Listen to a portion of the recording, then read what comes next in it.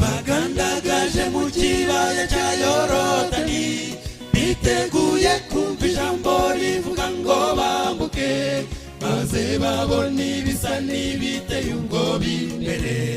Amazi yarenze inkombe Yorodani irasuma, benshi muri bo bari baravukiye mu butayu, batazi neza imbaraga z'Imana ya Isiraheli.